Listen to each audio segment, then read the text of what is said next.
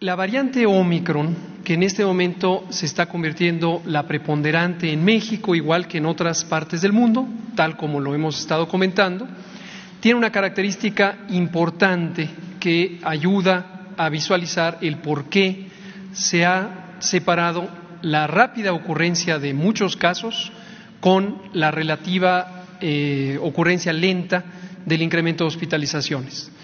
A diferencia de la variante Delta, Omicron tiene un predominio por la vía respiratoria alta, la laringe, la faringe, la tráquea, incluso los segmentos de los bronquios principales. Pero afortunadamente, y esto es una circunstancia derivada de la biología de esta variante, tiene menor probabilidad o menor proporción de daño en los pulmones.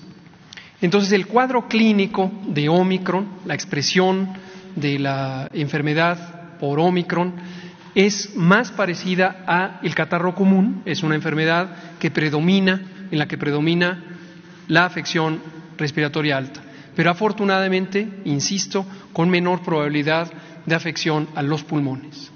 Ahora, cuando esto se suma en la vacunación, también ya se ha descrito que hay patrones de comportamiento de la enfermedad COVID diferentes, y las personas vacunadas con el esquema primario, y con mayor razón quien ya tiene el refuerzo, tiene aún menor probabilidad de tener daño pulmonar.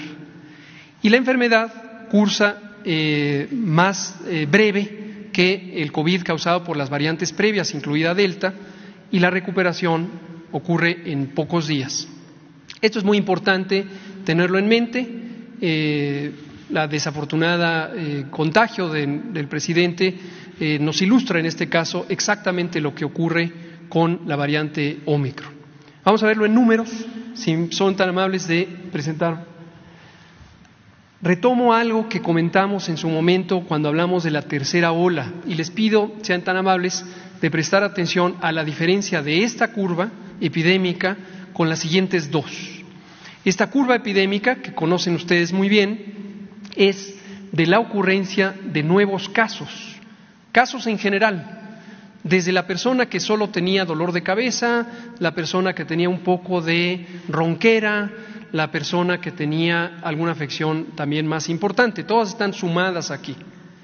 Y vean ustedes cómo, tal como hemos venido anunciando, en su momento presentaríamos este incremento de casos notoriamente rápido, como ha ocurrido en Europa, como ocurre en Estados Unidos, en Canadá, como eventualmente ocurrirá en todo el mundo. Este cambio drástico de la tendencia, veníamos ya de bajada, y súbitamente empieza un ascenso rápido de casos con multiplicación muy acelerada. Es exactamente lo que ha pasado en otros países. Pero insisto, estos son casos en general. Ahora, ¿cuántos de estos casos están en el hospital o acabaron en el hospital o acabarán en el hospital? Muy afortunadamente, una proporción mucho menor de lo que ocurría antes de estar vacunados y de lo que ocurría con la variante Delta y las previas. Para ilustrarlo, vemos las siguientes dos. Esta, como saben ustedes, porque la presentamos periódicamente, es la curva de hospitalizaciones.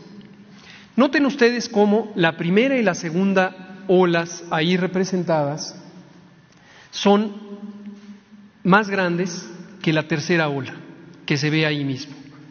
Esa tercera ola es la diferencia que se causó por vacunarse. Ya no fue más grande que la primera y la segunda olas.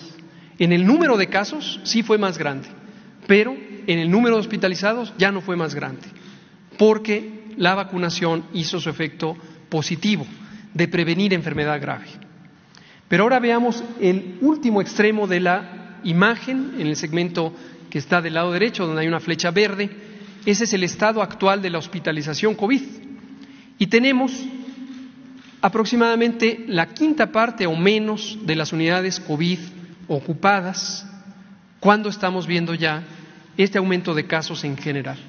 Es decir, de todos esos casos en general, la enorme mayoría tienen un cuadro clínico leve, con ronquera, algunos pueden tener fiebre, con tos seca, pero no con daño pulmonar que les haga llegar al hospital. Veamos ahora la tercera imagen, y es igual, la representación de cómo van ocurriendo, en este caso, las defunciones en el tiempo. Y vean ustedes también cómo la primera y sobre todo la segunda ola fueron muy grandes comparadas con la tercera ola. Las defunciones redujeron cuando la población estaba vacunada en una proporción alta. Pero veamos ahora el punto final en el lado derecho de esa línea, de esa curva. Las defunciones no han aumentado. Aun cuando estamos conscientes que las defunciones tienen un desfase y se presentan de 14 a 21 días después de cuando empiezan a aumentar los casos, eventualmente van a subir, posiblemente un poco, pero muy poco comparado con lo que hubiera ocurrido en ausencia de vacunación o con otras variantes.